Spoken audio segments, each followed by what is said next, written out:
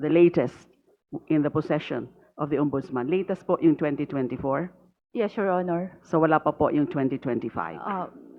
We have not received the submission of the 2025 For SALN of the Vice 2025. So the President. latest is 2024. Yes, Your Tatlong Honor. obserbasyon po. Yung kanina, yung tungkol nga po, sa questioning po ni Honorable Joel Chua, yung kapansin-pansin na mula 2019 to 2024, the respondent... Honorable De Lima, kindly speak closer to the microphone. And may I share as well the matrix prepared by the Secretariat with respect to the information gathered from the SALNs of the respondent. Kindly flash the matrix of the SALN of VP Duterte. This may help Honorable De Lima in her clarificatory questions. Thank you, Madam Chair. So can we see it, please? The matrix on the first point of observation that I'm making. Yung tungkol po doon sa wala na pong naipakita o wala na pong naideclare o report na cash in bank or cash on hand from 2019 to 2024. Pero nung mga una ay meron mga rini-report na mga cash on hand or cash in bank. So, maliho atang matrix yung nakalagay dyan. Yung dapat po makita natin, yung matrix na pinapakita na wala na nga ng mga rini-report na cash on hand from 2019. Yes, it's there ho pala. So from 2019 to 2024, wala na pong cash on hand or cash in bank. Para sa akin po, ang biglaan at tuloy-tuloy na pagkawala ng deklarasyon ng liquid assets, because cash on hand and cash in bank are liquid assets. Sa kabila ng dati, meron naman na mga halaga ng mga cash on hand, cash in bank, ay nagdudulot ng pagdududa sa kawastuhan at kabuuan ng subsequent SALNs ni VP Sara. Second point of observation, Madam Chair, tungkol naman po sa liabilities. Nakita rin po natin na as to liabilities, VP Sara declared 6,954,454 in 2016. Nandyan ho ba yan? Yung liabilities, 2016, 6,954,454. At sa 2017 naman, liabilities of 6,313,188 in 2017 and 6,119,113 in 2018. At sa 2019 naman po ay 3,460,790 and 2,490,105.90 in 2020. Kapansin-pansin po na mula 2021, tanging ang kanyang asawa na si Meneses Carpio. Nagre-reflect ho ba yan dyan? Na tanging yung kanyang asawa na si Meneses Carpio ang may dineklarang mga liabilities at wala nang iniulat na utang o liability ni VP. Mako-confirm ho ba yan? Your Honor, I'm reading from the 2021 SALN submitted by the Vice President, and it is stated there that the liabilities was a personal loan from various creditors po by Attorney Manasseh Carpio. Yes. How about on the part of VP Sara herself? Meron pa ho ba na mga report na liabilities in 2016, 2017, beginning in 2021? Meron ho ba report na liabilities? Let me check, Your Honor, with regard to the 2022 SALN of the Vice President.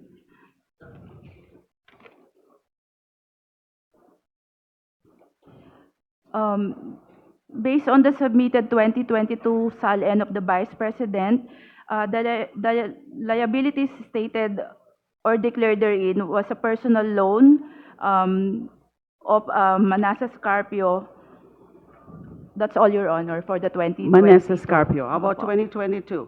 So no VP, no Sara Duterte.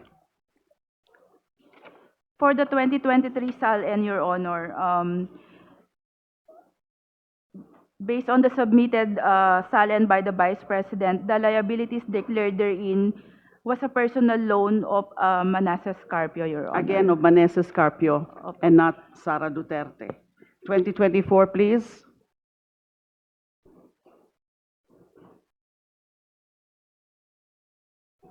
For the 2024 SALN, Your Honor, reading from the submission of the Vice President, the liabilities were declared to be loans of Manasseh Carpio only, Your Honor, from various Again, creditors and only banks. Maneses Carpio and not Sara Duterte. Observation with respect to this, for the record, Madam Chair, ang ganitong biglang pagbabago sa paraan ng pag-uulat ng liabilities ay lubhang kahinahinala at nararapat siya sa atin, as it may indicate reclassification. Louder, Honorable De Lima, please. Ang ganito pong pagbabago sa paraan ng pag-uulat ng liabilities ay lubhang kahinahinala at nararapat siya sa atin, as it may indicate reclassification or possible circumvention of full disclosure requirements. One last point of observation, pagdating naman po sa net worth. So pinakita po kanina, we can again show po the matrix. We can, Please flash the matrix. the respondents declared net worth increased from 34,895,997 in 2016 to 71,658,841 in 2022, the year she assumed the office of Vice President. Sa loob lamang ng 2 taon, ito ay lalo pang umakyat sa 88,512,370.22 noong 2024. Obserbasyon po, ang ganitong mabilis at medyo malaking pagtaas ng yaman with the absence of declared liquid assets and the diminution or transfer of liabilities ay nagbubunsod ng seryoso ring pagdududa hinggil sa veracity, transparency, and integrity of the Vice President's financial disclosures. So those are my observations with respect to the SALNs. Maraming salamat po. The observations of the Honorable De Lima are noted by the committee. Madam Chair. The Honorable Keith Flores. Madam Chair, I just have a few questions for the Ombudsman. Madam Chair, every government employee is required to fill up a SALN, correct? Yes, Your Honor. And in that SALN, di ba, may sa bottom niyan is may waiver, no? Every government employee in filling up a SALN also executes a waiver. Tama po ba? Can we show the last page of the SALN just for reference to the question of the Honorable Flores? Please flash last page of SALN.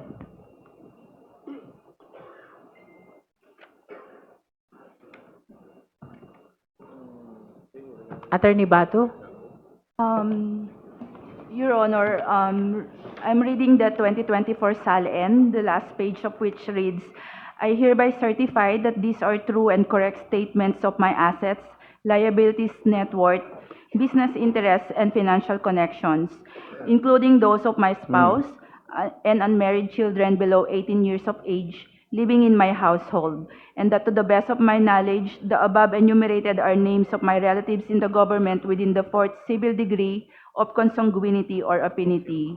I hereby authorize the Ombudsman or his/her duly authorized representative to obtain and secure from all appropriate government agencies, including the Bureau of Internal Revenue, such documents that may show my assets, liabilities, net worth, business interests, and financial connections, to include those of my spouse and unmarried children below 18 years of age living with me in my household, covering previous years to include the year I first assumed office in government.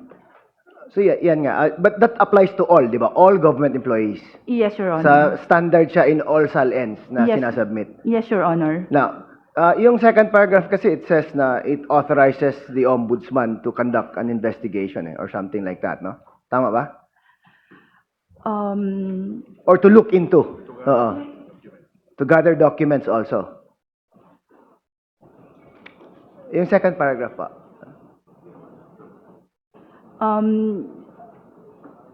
based on this second paragraph, Your Honor, the ombudsman can look into or can secure from other government agencies yung mga documents Yes. pertaining to the SALN. And based on that, parang paragraph, in fact, it does not even require a complaint to be filed for the ombudsman to look into these things. Um,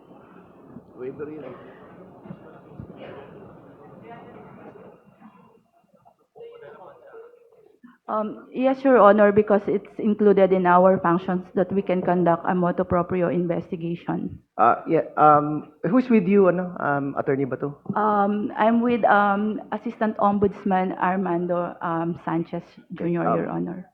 Sir, would you be in a better position to answer the questions? Kasi I noticed that our title is parang Central Records ata yung si Attorney Assistant Ombudsman Sanchez is recognized. Good morning, Your Honors. Yes, sir. We confirm that we can conduct motu proprio investigation. Bato. Based on that portion of the SALN. Yes, Your Honor. Okay, now, in this particular case, sir, was there an investigation ever conducted on the part of the Vice President? Your Honor, please, with all due respect, we are not, we have no knowledge or idea if there is ongoing investigations against the PP. Ongoing or previously wala talaga. Yes, Your Honor, Kasi there please. were reports before, di ba? I've read in the newspaper a long time ago na may investigation na kinonduct. That's not true.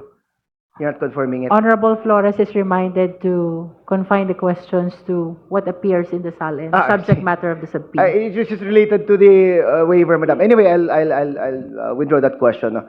So ano na lang na sa waiver na yan, you just answered na wala kang alam na investigation being made by the ombudsman as of now. Your Honor, as far as I'm concerned, I have no idea or knowledge regarding any investigation, Your Honor. So, are you speaking on your personal capacity as his ombudsman or for the ombudsman as an office? Your Honor, as Assistant Ombudsman, assisting the records officer of the Office of the Ombudsman, Your Honor. So, not as for in behalf of the entire office of the ombudsman. Yes, Your Honor. Meaning somebody else might have knowledge or information about it, but not you. I confirm, Your Honor. Okay, so that's all, Madam Chair. Thank you. Just for the record, the last question of the Honorable Flores springs from the waiver that appears at the last page of the SALN, whether or not, as a consequence of the waiver, there is any past or current investigation being conducted by the Office of the Ombudsman. That's for the record.